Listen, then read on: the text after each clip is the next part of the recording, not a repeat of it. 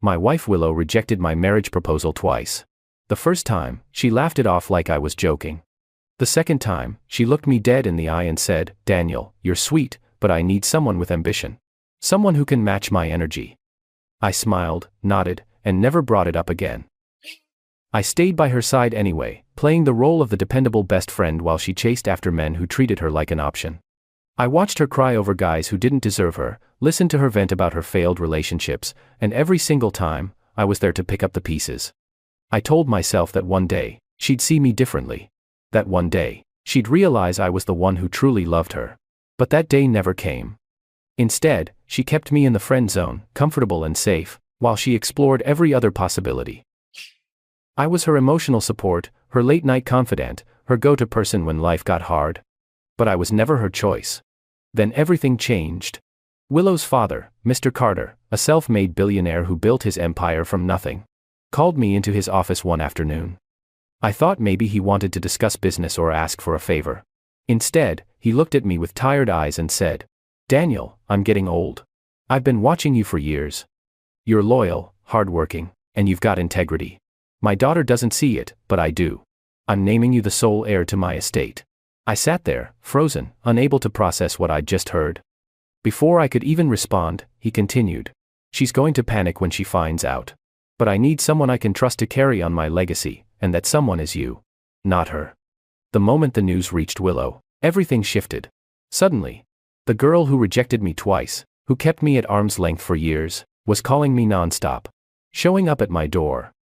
Texting me paragraphs about how she'd made a mistake. How she'd always had feelings for me but was just scared. How we should give us a real chance. I watched her desperation unfold, and for the first time, I didn't feel anything. No anger. No satisfaction. Just emptiness. Because I knew the truth. She didn't want me. She wanted what I now had. And when Mr. Carter sat me down and formally offered me everything, I looked him in the eye and said the one thing no one expected: I decline. I met Willow Carter when we were both 19 years old, fresh-faced college students trying to figure out life. She was the kind of girl who walked into a room and immediately commanded attention.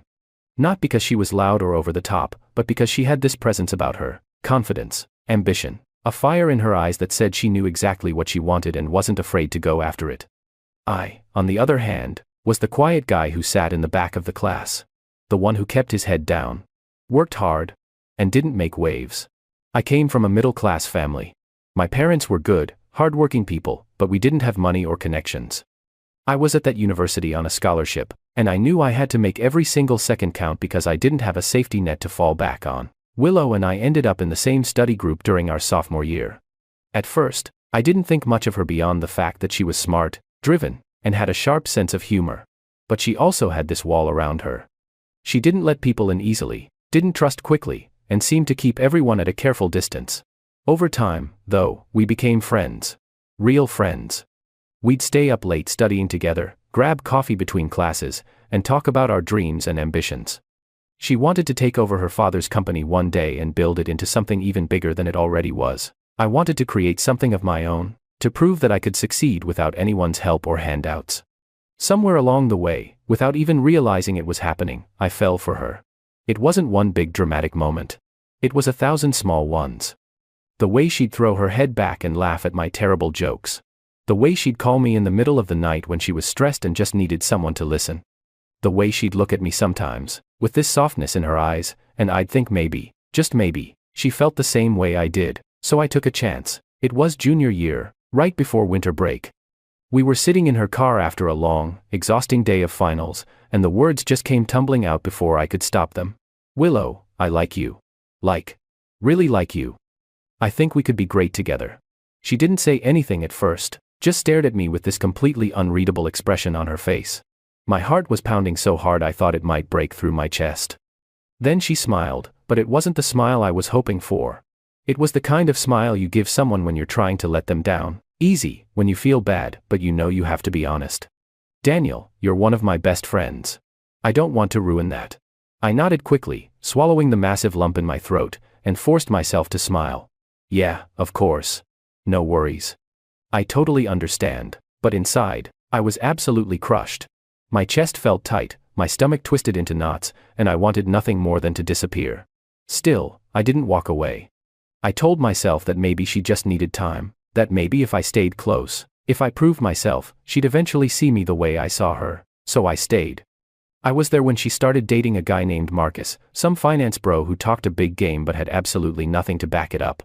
I was there when he cheated on her with some girl from his office, and she cried on my shoulder for hours, mascara running down her face. I was there when she dated a guy named Eric, who turned out to be more interested in her father's money and connections than he ever was in her. And I was there when that relationship crashed and burned, too. Every single time, I was the one she turned to, the one she trusted, the one she relied on when everything else fell apart, but never, not once, was I the one she actually chose. Then, 2 years after my first attempt, I tried again. We were at a mutual friend's wedding, and she looked so incredibly beautiful that night in a dress that took my breath away. We danced together, we laughed until our sides hurt, and for just a moment, it felt like maybe things had changed between us. Maybe enough time had passed. Maybe she was finally ready. So, I asked her again, my voice hopeful but my hands shaking. Willow, I know you said no before. But I still feel the same way about you. I think we could be really, really happy together. This time, she didn't smile at all. She just looked at me with something that almost seemed like pity in her eyes and said, Daniel, you're sweet. You really are. But I need someone with ambition. Someone who can match my energy and push me to be better. You're comfortable, you're safe, and I need more than that. That was the exact moment I finally realized the horrible truth I'd been avoiding for years. She didn't see me as an equal. She didn't see me as someone worthy of being with her. She saw me as safe, as the backup plan, as the guy who would always be there waiting no matter how badly she treated me or how many times she chose someone else. So I stopped trying. I stopped hoping. I stopped waiting for her to wake up one day and suddenly see me differently. I stayed her friend because I didn't know how not to be, but I built walls of my own this time. Thick, high walls that I swore I'd never let down again. I focused completely on my career. On building something real for myself. I worked my way up in the business world, made smart investments, took calculated risks, and slowly but surely started gaining respect in circles that actually mattered. I didn't do it to impress her. I didn't do it to prove her wrong. I did it for me, because I finally understood that I deserved better than spending my entire life chasing someone who would never want me back. But Mr. Carter noticed everything. Willow's father and I had crossed paths several times over the years at various events and gatherings. He knew I was close to his daughter, and he'd always been kind and respectful to me. But it wasn't until recently that we started having real, substantial conversations about business, about life, about what really mattered. He'd invite me to high-level business events, ask for my opinion on major deals, and treat me like someone whose thoughts and ideas were actually worth listening to. I never asked him for anything. I never tried to use my connection to Willow to get ahead or gain favors. I never played that game, and I think that's exactly why he respected me so much. One day, completely out of the blue, Mr. Carter called me directly and asked me to come to his office. I thought maybe he wanted some advice on a project or needed help with something business-related. But instead, he sat me down in one of those expensive leather chairs across from his massive desk, and said something that would change my entire life. Daniel, I'm getting old. I've built this company from absolutely nothing, poured my heart and soul into it for decades, and I need to make sure it's in the right hands when I'm gone. I didn't say anything at all. I just sat there and listened, my mind racing to figure out where this conversation was going. He continued, his voice steady and serious. I've been watching you for a very long time now. You're loyal to your core. You work harder than anyone I know. You don't ask for handouts or favors. You remind me so much of myself when I was younger, before I had anything, when I was just trying to prove I belonged. I still had absolutely no idea where he was going with all of this, and my heart was starting to pound in my chest. Then he said the words that completely changed everything, the words I never in a million years expected to hear. I'm naming you the sole heir to my entire estate. Everything I've built, everything I own, it's going to be yours. I just stared at him, completely and utterly speechless. My mouth opened, but no words came out. Sir, I finally managed to choke out. I don't understand. What about Willow? What about your daughter? He let out a long, heavy sigh, leaned back in his chair, and rubbed his tired eyes. Willow is my daughter, and I love her more than anything in this world. But she's not ready for this kind of responsibility. She's impulsive. She chases the wrong things, gets involved with the wrong people. She doesn't understand the real value of loyalty or hard work because she's never actually had to struggle for anything in her entire life. Everything has always been handed to her on a silver platter. You, though. You understand. You've earned everything you have. And that's exactly why I'm choosing you. I didn't know what to say to that. I couldn't wrap my head around it. This was insane. He wasn't just offering me a job or a promotion. He was offering me everything. His entire legacy. But he was completely serious, and when the official announcement was made to the family and the board, everything exploded. The day the news got out, my phone absolutely exploded with notifications. Texts. Calls. Voicemails. Emails. Most of them were from people I hadn't heard from in years. Suddenly wanting to reconnect and catch up, and act like we'd always been close friends. But the messages that stood out the most, the ones that made my stomach turn, were from Willow. The first text came at 7 o'clock in the morning, before I'd even had my coffee. "Daniel, we need to talk. Call me as soon as you get this." I ignored it, and went about my morning routine. Then another message came through an hour later. "Daniel, seriously. This is really important. We need to discuss what's happening." Then another one shortly after that. "Why aren't you answering me? Did I do something wrong?" By noon, she had called me 6 times in a row. I didn't pick up once. I knew exactly what this was about, and I wasn't ready to deal with her or the inevitable conversation we were going to have. Finally, around 3 in the afternoon, she just showed up at my apartment without any warning. I opened the door to find her standing there in the hallway, looking absolutely frantic. Her hair was messier than usual, her eyes were wide and almost panicked, her hands were fidgeting nervously with her phone. "Daniel," she said, pushing past me and stepping inside without even waiting for an invitation. "We need to talk right now." I closed the door slowly and crossed my arms over my chest, leaning against the wall. "About what, exactly?" She stared at me like I'd just said the most ridiculous thing she'd ever heard in her entire life. "About what? Are you serious right now? About my father naming you his heir? About the fact that he's giving you absolutely everything? About the fact that my entire future just got handed to someone else?" I shrugged, keeping my voice calm and even. "What about it? It's his decision to make, not mine." Her jaw literally dropped open. She looked at me like I'd completely lost my mind. "What about it? Daniel, that's my inheritance. That's my family's company. That's my entire future we're talking about, and he just handed it all to you like it's nothing." I stayed completely calm, refusing to let her see how much this was affecting me. "He made his decision, Willow. It's not my place to question it or argue with him about it. If you have a problem with what he's doing, you should take it up with your father, not with me." She let out a laugh. But there was absolutely no humor in it whatsoever. It was bitter and harsh. "You're seriously just okay with this? You're just going to take everything that should be mine and act like it's no big deal? Like you deserve it?" I looked her directly in the eye, holding her gaze without flinching. "I didn't ask for any of this, Willow. Your father made this choice completely on his own. I had nothing to do with it. If you have a problem with his decision, that's between you and him. Don't put this on me." She shook her head, clearly frustrated and desperate. "Daniel, come on. You and I both know this doesn't make any sense at all. You're not family. You're not even operating at his level in the business world. Why would he possibly choose you over his own daughter? His own flesh and blood?" I stayed silent, watching her carefully. She stepped closer to me, and her voice softened, taking on an almost pleading tone. "Look, I know we've had our ups and downs over the years.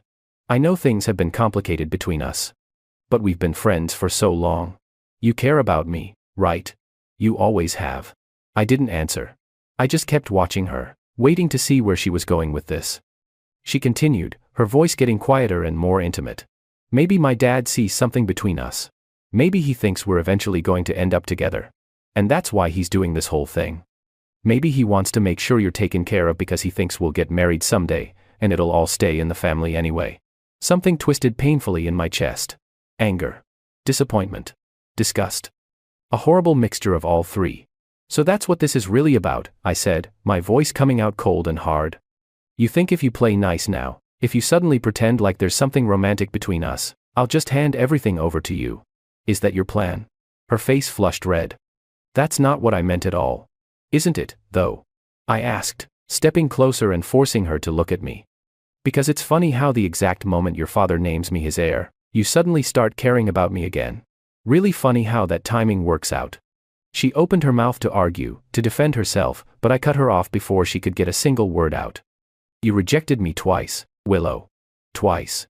You made it crystal clear that I wasn't good enough for you. That I didn't have enough ambition. That I was too comfortable, too safe. Too boring. And now, all of a sudden, you want to talk about us. You want to pretend like there's always been something there. Tears started welling up in her eyes, and her voice shook when she spoke. Daniel, I made a mistake. I was stupid and blind. I didn't see what was right in front of me all those years. I let out a harsh, bitter laugh that surprised even me. No.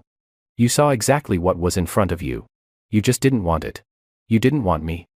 And now that I have something you desperately want, now you're trying to rewrite our entire history and pretend like you always cared. She wiped at her eyes, her voice breaking completely. That's not fair to say. Isn't it? I asked, my voice rising slightly. Because from where I'm standing, this has absolutely nothing to do with me as a person. It has everything to do with what I now represent. With what I now have access to. She didn't say anything. Just stood there, staring at me with this mixture of desperation, frustration, and something that might have been genuine hurt. I took a deep breath, trying my absolute hardest to keep my emotions under control. Look, Willow. I cared about you. For a very long time, I cared about you way more than I should have. But I'm done now. I'm completely done being your backup plan. I'm done being the guy you run to when everything else falls apart with someone else. She reached out suddenly and grabbed my hand tightly. Daniel, please. Don't do this. Don't throw away everything we've had. I pulled my hand away from hers like her touch burned me. I'm not doing anything. Your father made his choice. And now I'm making mine. Her eyes went impossibly wide. What does that mean? What are you talking about? I looked directly at her, my voice steady and absolutely certain. It means I'm declining the inheritance. I don't want it. Her face went completely pale, all the color draining out in an instant. You're what? You can't be serious. I repeated myself, speaking slower this time, so there was absolutely no confusion. I'm declining it. I don't want his money or his company or any of it. She stared at me like I had completely and totally lost my mind. Daniel, do you have any idea how much money we're talking about here? How much power? How much influence? This could set you up for life. Multiple lives. Your children's children would never have to work. Yeah, I said simply. I do know. And I still don't want it. She grabbed my arm desperately, her voice becoming frantic and almost hysterical. Why? Why would you possibly turn it down? This doesn't make any sense. I looked her dead in the eye and told her the complete truth. Because it's not mine to take. It was never mine. And because I'm not going to let your father use me as some kind of pawn to teach you a lesson about life. This is between you and him, and I want no part of it. Her grip on my arm loosened and slowly fell away. I stepped back, putting distance between us. I'm sorry, Willow. But I'm done playing whatever game this is. And with that, I walked past her, grabbed my jacket, and left my own apartment, leaving her standing there in complete and utter shocked silence. The days that followed my decision were incredibly strange. I had expected to feel relief, maybe even a sense of pride for standing my ground and doing what I thought was right, but instead, I just felt hollow. Empty. Like I'd just walked away from something much bigger and more important than I fully realized. The truth was that declining Mr. Carter's inheritance wasn't just about rejecting Willow and her sudden fake interest in me. It was about rejecting a version of myself that I didn't want to become. A version that took shortcuts. That accepted things I hadn't earned through my own hard work. That let someone else's expectations and plans dictate my entire future. I'd spent my entire life working incredibly hard, building something real from absolutely nothing. And yeah, maybe I wasn't a billionaire. Maybe I didn't have the same level of massive success as Mr. Carter. But what I did have, I had earned with my own two hands, and that mattered to me more than anything else possibly could. Still, the decision weighed heavily on me every single day. Because deep down, I knew exactly what I was walking away from. Security for the rest of my life. Influence in circles I'd never otherwise have access to. Respect from people who would never have given me a second glance before. The kind of life that most people only dream about and never come close to achieving. And I just said no to all of it. My phone kept buzzing constantly. Willow, mostly, but also Mr. Carter himself. I ignored both of them completely. I needed space. Time to think. Time to figure out what the hell I was actually doing with my life and where I was supposed to go from here. But Willow absolutely refused to give up. She kept trying over and over again. She'd show up at my apartment completely unannounced at all hours. She'd send me long, emotional, rambling texts about how sorry she was. How she'd made terrible mistakes. How she wanted desperately to fix things between us. At first, I almost believed her. Almost let myself think that maybe she really meant it this time. But then I'd remember the exact look in her eyes, when she first found out about the inheritance. The panic. The desperation. The cold calculation happening behind those eyes. And I'd remember that this wasn't about me at all. It never had been. It was about control. About making absolutely sure she didn't lose what she'd always believed was rightfully hers. One night, she showed up at my door again. This time, she looked different than before. Softer. More vulnerable. Like she'd been crying for hours and hours. "Daniel," she said quietly, her voice barely above a whisper. "Please. Just hear me out. Just give me 5 minutes." I sighed heavily and stepped aside, letting her into my apartment. She sat down on my couch, wrapping her arms tightly around herself like she was trying physically to hold herself together. "I know you don't believe me," she started, her voice shaking. "I know you think this is all about the money and the inheritance. But it's not. I swear to you it's not." I didn't say anything. Just stood there and waited for her to continue. She looked up at me, and her eyes were red and puffy from crying. "I was scared, Daniel. I've been scared this whole time. Scared of how strongly I felt about you. Scared of what it would mean if we tried to be together and it didn't work out. You were my best friend in the entire world. I didn't want to lose that." I crossed my arms over my chest. "So instead you kept me around as a backup plan while you dated everyone else." She physically flinched like I'd slapped her. "That's not what I was doing." "Then what were you doing, exactly?" I asked, my voice sharper than I really intended it to be. Because from where I'm standing, that's exactly what it looks like. What it's always looked like. She shook her head violently, tears streaming down her face. "I was selfish. I was stupid and immature. I didn't realize what I had, what I was throwing away, until it was way too late." I let out another bitter laugh. "Yeah, well. That seems to be a pretty consistent pattern with you, doesn't it?" She stood up suddenly and stepped closer to me, her voice pleading. "Daniel, I know I don't deserve another chance. I know I hurt you badly. But I'm asking anyway. Please. Just give me one more chance to prove myself." I looked at her, really looked at her carefully. And for just a moment, for one brief second, I almost caved, almost let myself believe her. But then I remembered something Mr. Carter had said to me during our conversation. She chases the wrong things, the wrong people. She doesn't understand the value of loyalty because she's never had to work for it. And he was absolutely right. Because even now, even as she stood here begging me with tears running down her face, I couldn't shake the horrible feeling that this wasn't real. That if the inheritance had never happened in the first place, she wouldn't be here at all.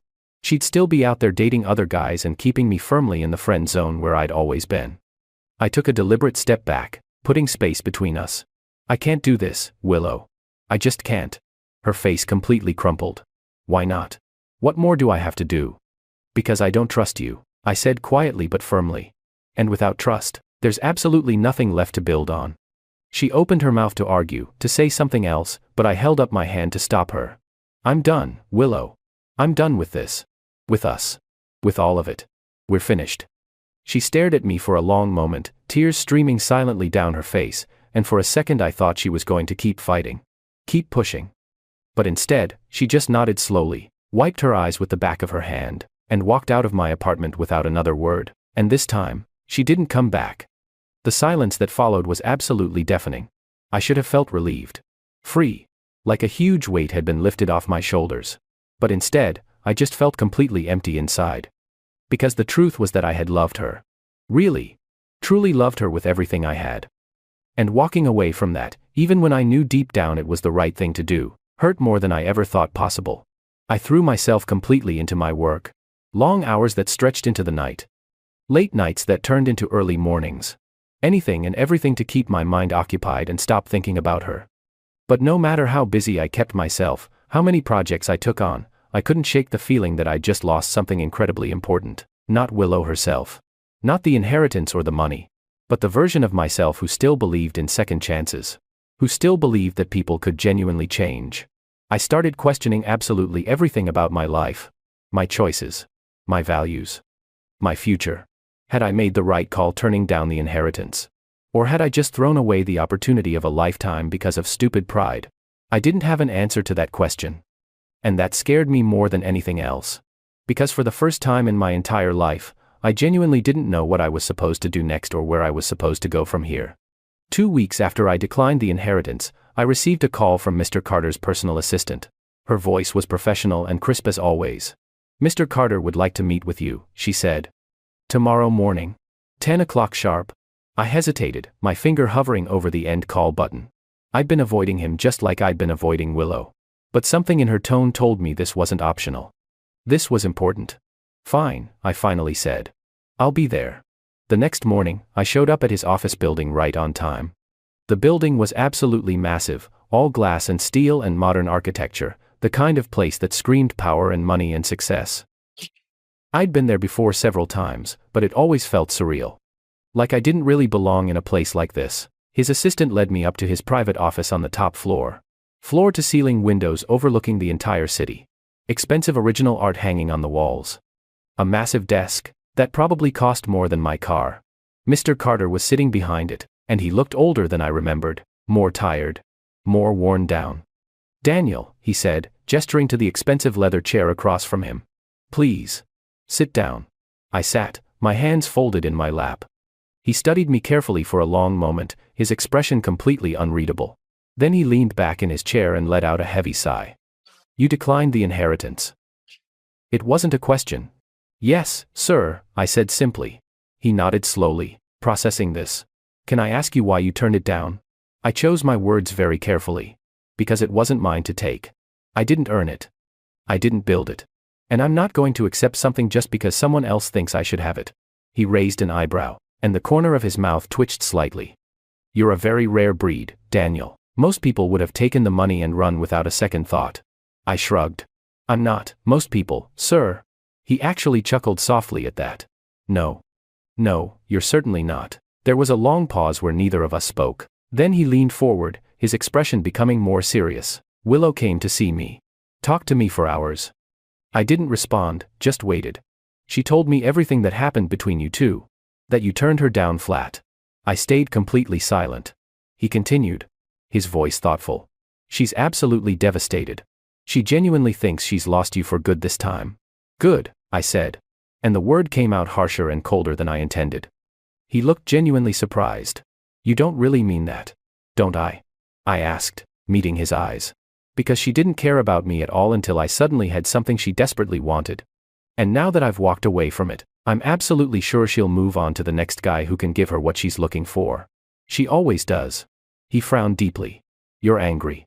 "Yeah," I said, my voice rising slightly. "I am angry. Because I wasted years of my life caring about someone who never cared about me back. Not really. Not in the way that matters." He leaned forward, his eyes locking directly onto mine. "You're wrong about her, Daniel." I blinked in surprise. "What?" "She did care about you," he said quietly but firmly. "She just didn't know how to show it properly." I let out a bitter laugh. "Right. That's why she rejected me twice and kept me in the friend zone for years." He sighed heavily. "My daughter is incredibly complicated, Daniel. She's been raised in a world where absolutely everyone wants something from her. Money. Connections. Status. Power. She learned very early on to keep people at arm's length. To protect herself from being used." I frowned, not understanding where he was going. "What are you trying to say?" "I'm saying," he continued carefully, "that when she met you, someone who genuinely didn't want anything from her, someone who just wanted her for who she was, she didn't know what to do with that. She didn't know how to handle it." I shook my head. If that were actually true, she would have said yes when I asked her out. "Not if she was terrified," he said. "Not if she thought she'd somehow ruin it and lose you forever." I didn't know what to say to that. Didn't know how to process it. He leaned back again, his expression softening. "I made you my heir for a very specific reason, Daniel. And it wasn't just because I think you're capable and trustworthy. It was because I wanted to see exactly how my daughter would react to the situation." I stared at him, my mind racing. "You were testing her. Testing both of us." He nodded slowly. "I needed to know if she loved you for who you actually are as a person, or if she was just like everyone else in her life. Chasing money. Chasing power. Chasing status and nothing more. And," I asked, my voice barely above a whisper, "what did you find out?" He smiled, but it was a sad smile. "She failed the test completely. But you passed with flying colors." I didn't know how to respond to that at all. He continued, pulling open a drawer in his desk. "You walked away from everything, Daniel. From the money. From the power. From her. And you did it because you have genuine integrity. Real character. That's incredibly rare in this world." I looked down at my hands, not sure what to say. "So what happens now? What comes next?" He reached into his desk and pulled out a thick manila folder, sliding it across the polished surface toward me. Now, he said, his voice steady. I'm offering you something completely different. Something you'll actually have to earn. I opened the folder slowly. Inside were legal documents outlining a detailed business partnership. Not an inheritance. Not a handout. Not charity. A real, legitimate partnership between equals. I'm not giving you my company, he said clearly, but I am offering you a significant stake in it. You'll work for every single bit of it. Earn it through your own effort. Build it alongside me as a true partner. I looked up at him, absolutely stunned. Sir, I don't understand. Why would you do this? Because I genuinely believe in you, he said simply. And because I think you're exactly the kind of man who can help me build something even greater than what already exists. I stared at the documents, my heart pounding hard in my chest. This was different. This wasn't charity or favoritism. This was a real opportunity that I'd have to work incredibly hard for. This was something I could actually accept. He stood up, extending his hand across the desk. What do you say, Daniel? Are you in? I stared at his hand for a long moment, my mind racing through all the possibilities. Then I stood up and firmly shook his hand. I'm in, I said. Let's do this. He smiled broadly, genuine warmth in his eyes.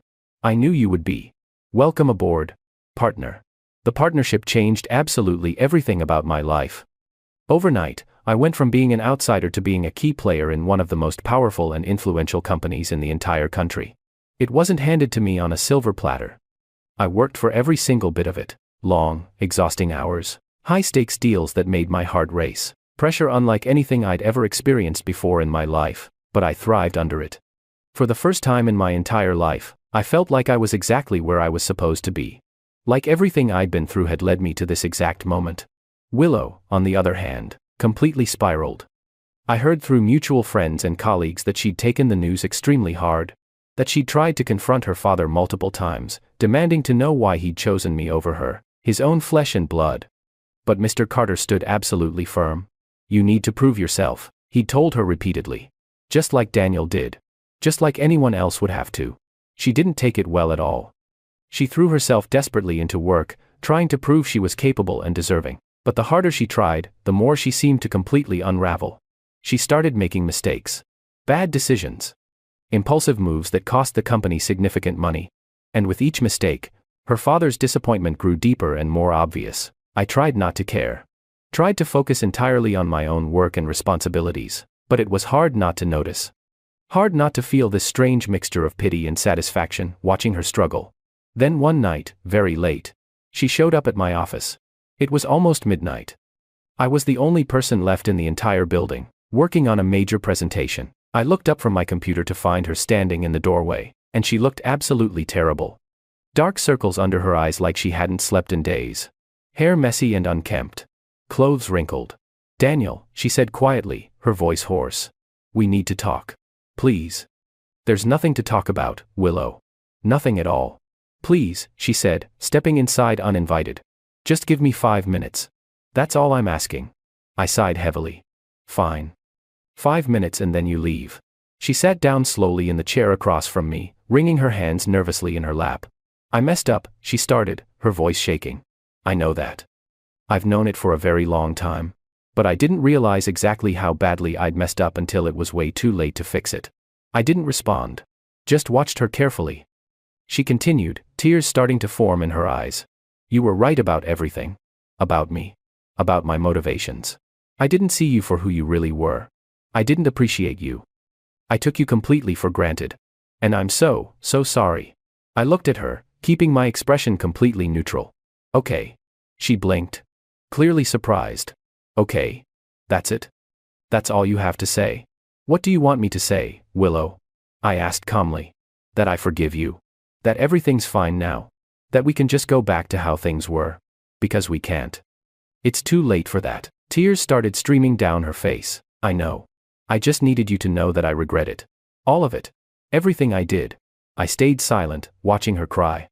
She wiped her eyes roughly, her voice breaking completely. My dad was right about everything. I've been chasing the wrong things my entire life. Status, power, excitement. And now I've lost absolutely everything that actually mattered. Every single thing that was real. I felt a pang of something deep in my chest. Not quite sympathy. But close. I'm sorry you're hurting, I said carefully, choosing my words. But that's not my responsibility anymore. It hasn't been for a long time. She nodded slowly, tears still streaming down her face. I know it's not. She stood up slowly, her voice barely above a whisper. I hope you're happy, Daniel. You deserve it. You always did. And with that, she turned and walked out of my office, closing the door quietly behind her. For a moment, I just sat there in the silence, staring at the empty doorway.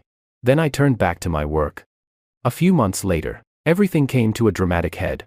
Willow had made one too many costly mistakes, and Mr. Carter finally had enough. He called an emergency board meeting. The entire executive team was required to be there, including me, including Willow. The tension in that room was absolutely suffocating. He stood at the head of the long conference table, his expression stern and unyielding. I've made a decision, he announced to everyone. Effective immediately. Willow will be stepping down from her position in this company. The entire room went completely silent. You could have heard a pin drop. Willow's face went deathly pale. Dad, she started to say, her voice shaking, but he held up his hand firmly. This isn't personal, he said coldly. This is business. Pure and simple. You're not ready for this level of responsibility. And until you are, you won't have a place in this company. Period. She looked like she'd been physically slapped across the face. Her eyes darted frantically around the room, finally landing on me. Daniel, she said desperately, her voice breaking. Please. Say something. Do something. I stayed completely silent, my face expressionless. She stood up abruptly, her chair scraping loudly against the floor. This is because of him, isn't it? She said, pointing directly at me with a shaking finger. You're punishing me because I rejected him, because I didn't choose him when I had the chance. Mr. Carter's expression hardened even more. This has absolutely nothing to do with Daniel. Nothing. Whatsoever. This is about you. About your complete inability to take responsibility for your own actions and decisions. She stared at him, tears streaming down her face, her whole body shaking. Then she turned and stormed out of the conference room, slamming the door so hard the walls shook. The meeting ended shortly after that uncomfortable scene.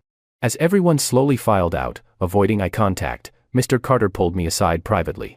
I'm sorry you had to witness that, he said quietly. I shook my head. It's fine, sir. Really. He looked at me, his expression thoughtful and measuring. You could have defended her just now, spoken up for her. I know, I said simply. But it wasn't my place to do that. He smiled slightly. You're a good man, Daniel. Better than she deserved. I didn't respond to that. Because deep down, I genuinely wasn't sure if that was true or not. Later that same night, long after everyone had gone home, I received a short text message from Willow. I'm leaving. Going abroad for a while. I need to figure things out. Figure out who I am without all of this. I stared at the message on my screen for a very long time, reading it over and over. Then I finally typed out a simple response. Good luck, Willow. I hope you find what you're looking for. And I genuinely meant it. 6 months passed. 6 full months of incredible growth, massive success, and finally finding real peace with myself. The partnership with Mr. Carter flourished beyond anything I could have possibly imagined when we started. I wasn't just working for him anymore, following his orders. I was building alongside him as a true equal. Creating something meaningful. Something real. Something I could actually be proud of. I stopped thinking about Willow every single day. Stopped replaying all our conversations in my head over and over. Stopped wondering what if things had been different. She'd sent a few brief messages over those months. Nothing dramatic or emotional. Just simple updates. She was living in Europe. Taking advanced business courses. Trying to find herself and figure out who she was without her father's company and influence. I responded politely each time but kept my distance. Kept those walls firmly up. Then one ordinary afternoon, Mr. Carter called me into his office with no explanation. Sit down, Daniel, he said, gesturing to the familiar chair. His voice sounded different. Tired. I sat, wondering what this was about. He looked at me for a very long moment, then smiled warmly. I'm stepping down, he said simply. I blinked in complete surprise. What? What do you mean? I'm retiring, he explained. I've spent 40 long years building this company from absolutely nothing, poured my heart and soul into it, and now it's finally time to let someone else take the reins and carry it forward. I didn't know what to say. My mind was racing. He continued, his voice steady and certain. I've thought long and hard about who should take over. Who deserves this responsibility? And I've made my final decision. He slid a thick folder across the desk toward me. Inside were legal documents naming me as the new chief executive officer. Not just a partner anymore. Not just a stakeholder. The person in complete charge. I'm giving you the company, Daniel, he said clearly. Not as an inheritance. Not as a gift. As something you've genuinely earned through your own hard work and dedication. I stared at the documents, my heart pounding so hard I thought it might explode. Sir, I said, my voice barely above a whisper. I honestly don't know what to say. Say yes, he said with a genuine smile. I looked up at him, my mind still reeling. What about Willow? What happens to her? He sighed deeply. Willow has been working very hard on herself. She's changed significantly. Grown up. But she's still not ready for this level of responsibility. Maybe someday she will be. But not now. Not yet. I nodded slowly, processing everything. Then I looked him directly in the eye and said the words that would change my entire life forever. I accept. Thank you, sir. For everything. He smiled broadly, reaching across the desk to shake my hand firmly. I knew you would. I never doubted you for a second. The official announcement was made the following week. The response from the business world was absolutely overwhelming. Some people were genuinely thrilled for me. Others were openly skeptical and critical. But I didn't care anymore what anyone thought. I'd earned this position fair and square. And I was ready for whatever came next. Then, one morning, completely out of the blue, Willow came back. I didn't know she was returning to the city until I saw her standing in the lobby of the building. She looked completely different from the last time I'd seen her. Healthier. More put together. There was a confidence about her now, but it wasn't the arrogant, entitled confidence from before. This was different. Earned. She saw me across the lobby and hesitated for just a moment. Then she walked over slowly. Hi, Daniel, she said softly. Hi, I replied simply. She glanced around the impressive lobby, then looked back at me. I heard the news about your promotion. Congratulations. You deserved it. Thanks, I said. I appreciate that. She nodded, biting her lip nervously. I just wanted to say that I'm genuinely proud of you, and that I'm truly sorry for everything I put you through. I studied her face carefully. She looked completely sincere. I appreciate that, Willow. I really do. She smiled, but it was a small, sad smile. I'm not asking for anything. I'm not here to try to get back into your life or the company. I just wanted you to know how I felt. I nodded slowly. I understand.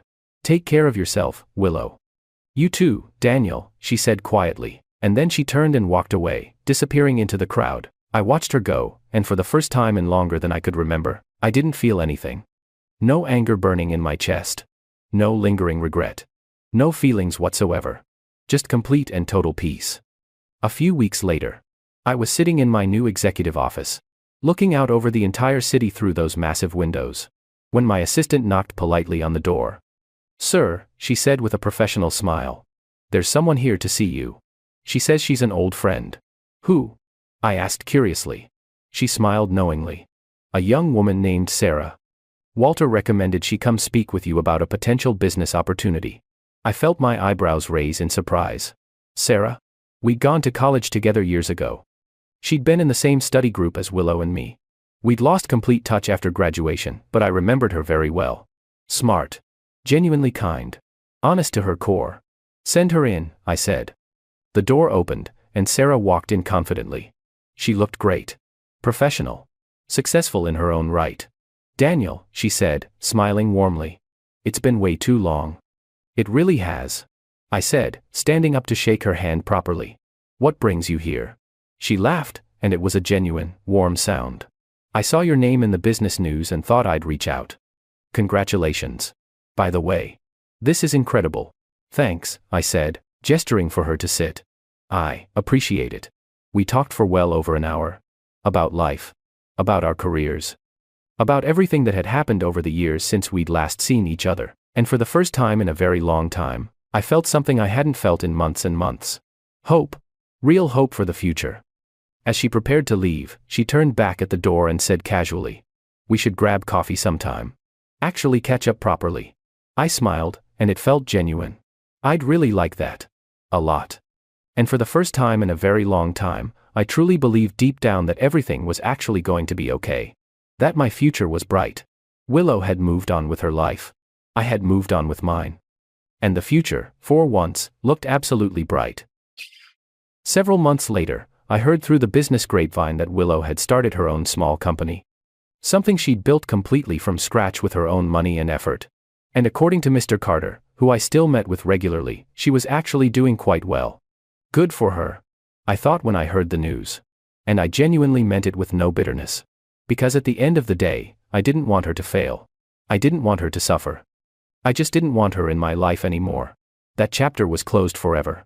I'd found my own path forward. My own success on my own terms. My own happiness that I'd built myself.